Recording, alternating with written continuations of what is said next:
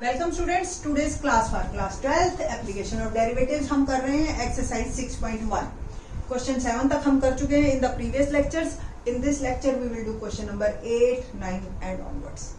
Question number 8 देखते हैं, बड़ा इंटरेस्टिंग है। अब जो 8th ऑनवर्ड है ना, अभी तक 7 तक हम कर रहे थे 2 डायमेंशनल फिगर्स।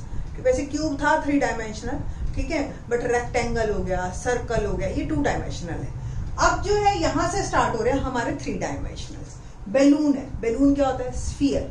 स्फीयर का वॉल्यूम, स्फीयर का सरफेस एरिया, स्फीयर का सब कुछ आपको एक साथ दिमाग में आ जाना चाहिए, ठीक है। फॉर्मूले, ए बैलून, क्वेश्चन क्या है? A balloon which always remains spherical on inflation is being inflated by pumping in 900 cubic centimetre of gas per second. आपने देखा होगा बैलून्स को जो भरते हैं, बड़े वाले बैलून्स की बात कर रहे हैं यहाँ पे हम, तो उसके अंदर हम हवा भर रहे हैं 900 क्यूबिक सेंटीमीटर। मैंने आपको बताया था यूनिट इज मोस्ट इंपॉर्टेंट, तो ये dV बाय dt दे दिया 900 क्यूबिक सेंटीमीटर, ठीक है, पर सेकेंड, ठीक।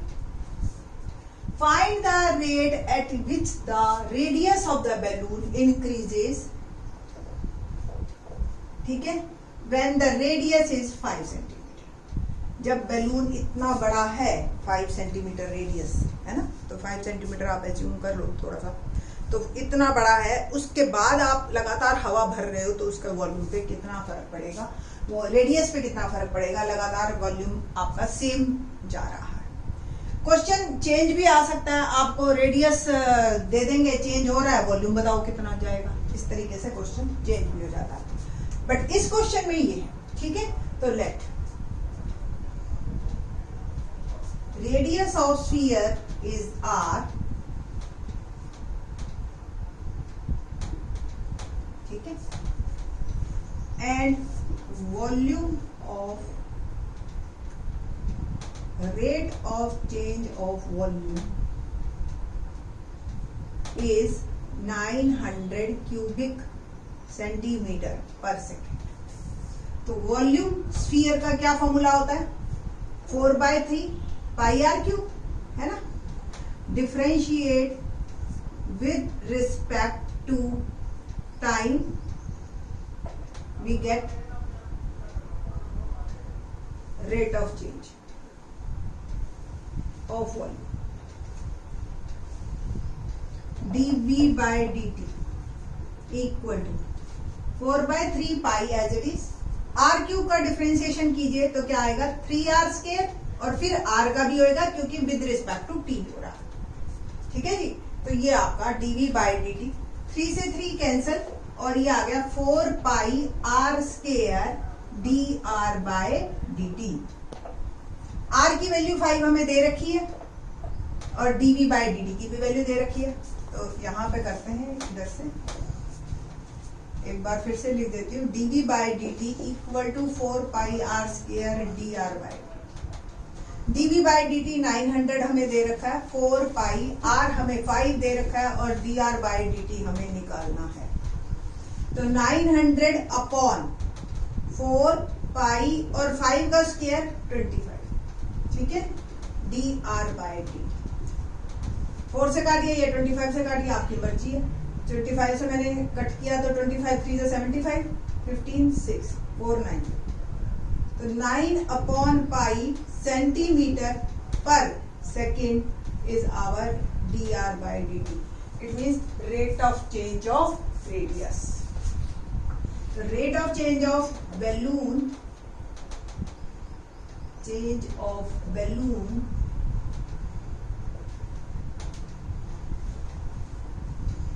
rate of change of radius of balloon, radius of balloon is 9 by pi centimeter per second is our answer, ठीक है जी। तो सॉरी, क्वेश्चन में जो हमारा है रेडियस इज 15 सेंटीमीटर, तो रेडियस इज 15, तो यहां तक तो हमारे को कोई चेंजेस है नहीं, बस जब हम पुट करेंगे तो 15 का स्क्वायर करेंगे, ठीक है जी। तो लिटिल बिट चेंज है हमारा, देखिए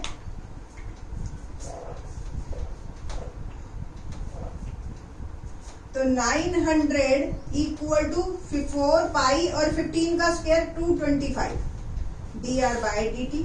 और आप लिख सकते हो 225 को 4 से मल्टीप्लाई किया तो 900 पाई ही आ जाएगा, और 900 के डिनोमिनेटर में 900 पाई गया तो it will become dr/dt is 1/पाई dr/dt। ठीक है, rate of change of balloon is 1/पाई centimetre per second.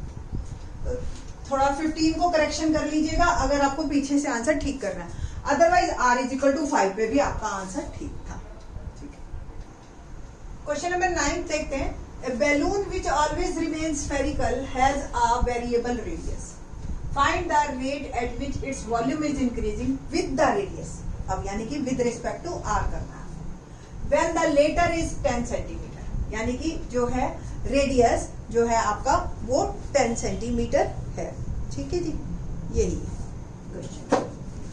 Okay, let the balloon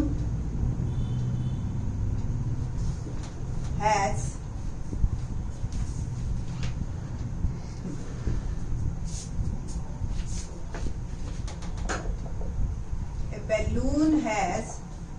radius r and volume v। तो स्फीयर है, स्फेरिकल है, सो वॉल्यूम ऑफ स्फीयर क्या होगा इज 4/3 पाई आर क्यूब। और अब आपको डिफरेंशिएट जो करना है वो करना है विद रिस्पेक्ट टू रेडियस, तो dv/dr 4/3 pi as it is 3r², बस सिंपल, आगे कुछ नहीं क्योंकि विद रिस्पेक्ट टू r हो रहा है। तो क्या आंसर आ गया मेरा 4 पाई r²। ठीक है जी, और r की वैल्यू दे रखी है हमें 10, पुट कर देंगे हम, तो 4 पाई 10²। ठीक, और ये आ गया 400 पाई dv/dr है तो सेंटीमीटर क्यूब पर सेंटीमीटर। ठीक है ना, तो ये आपका आंसर सेंटीमीटर क्यूब पर सेंटीमीटर। क्वेश्चन नंबर 10 देखते हैं, क्या है question number 10। A ladder 5 centimetre long is leaning against a wall. A bottom of the ladder is pulled along the ground away from the wall at the rate of 2 centimeters per second.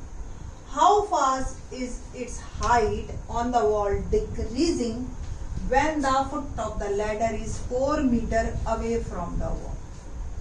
Suppose ये आपका wall है, ठीक है, और ये ladder है, देखी होगी आपने, AB is ladder, Y height पे है वॉल और x हाइट पे है ये आपका जो डिस्टेंस है। अब देखो आप सोचो, लाइक जैसे ये मेरा हाथ है ना, इस तरीके से ये हाथ सोच लो आप, ये लैडर है ऐसे ऐसे।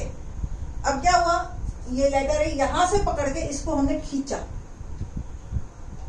आगे की साइड ऐसे, तो ऑब्वियस देखो मेरा हाथ नीचे जा रहा है ना, तो ऊपर वाला हिस्सा लैडर का नीचे आना शुरू हो जाएगा। यही वो कह रहा है, ladder is pulled along the ground away from the wall, ऐसे at the rate of 2 centimetre per second. तो इसको हमने खींचा और ये आ गया यहां पे, और किस स्पीड से खींचा, dx/dt है ना, 2 सेंटीमीटर पर सेकेंड। अब ये लैडर है, कोई इलास्टिसिटी की तो है नहीं कि ये खिंच जाएगी चिंगम की तरह, नहीं, ऑब्वियस ये नीचे आ जाएगी खिसक खिसक, तो ये यहां पहुंच गई। हमें निकालना है dy/dt, डिक्रीजिंग है, इट मींस ये मेरे को क्लियर है कि आंसर मेरा नेगेटिव आएगा। ठीक है, और लेटर की हाइट दे रखी है मुझे 5 सेंटीमीटर, और शुरू में x की वैल्यू भी दे रखी है कि 4 सेंटीमीटर पे मेरी जो ये फुट है। ठीक है, इतना काम हमें दे रखा है। ठीक, तो बस अब लिखना शुरू करते हैं। लेट AB, ये सॉल्यूशन है मेरे पास, AB इज लेटर। क्वेश्चन बहुत बहुत बहुत इंपॉर्टेंट है, अगर आपके पास बुक है इस वक्त तो बुक पे क्वेश्चन नंबर 10 को मार्क कर लीजिए, वेरी इंपॉर्टेंट। ठीक है, तो AB is a letter and height of the wall up to B तक, ठीक है ना, is y and foot of ladder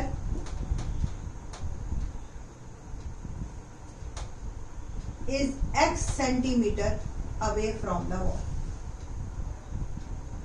away from the wall. ठीक है, शुरू में अगर सिचुएशन अगर आपको दोबारा देखनी है तो ये x है, ये y है, ये 5 है, तो बाय पाइथागोरस थ्योरम क्या कहती है? Pythagoras theorem ab square equal to x square plus y square, है ना? ab हमें दे रखा है 5, तो 5 square equal to x square plus y square, x भी दे रखा है हमें 4, तो 5 square equal to 4 square plus, इसको मार्क 1 कर लीजिए, ये इक्वेशन काफी काम आएगी हमारे, डिफरेंशिएशन भी हमने इसी इक्वेशन से करना।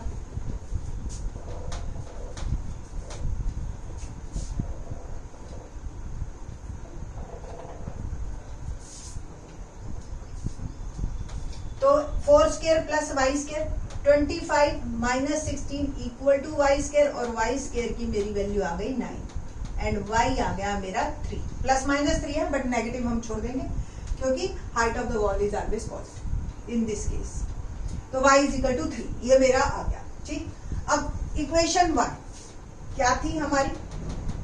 x square plus y square is equal to 25 या 5 स्क्वायर, है ना? Differentiate with respect to t, पहले x स्क्वायर का डिफरेंशिएशन कीजिए 2x dx by dt, फिर y स्क्वायर का कीजिए 2y dy by dt, और ये क्या आ जाएगा? Equal to 0। बस अब x y dx by dt सब आपने डालना है। हमें क्या क्या दे रखा है? देखो x दे रखा है 4, y दे रखा है 3, हमने निकाला है y, dx by dt हमें क्या दे रखा है बेटा जी? 2 सेंटीमीटर पर सेकेंड, और dy by dt मुझे फाइंड आउट करना है।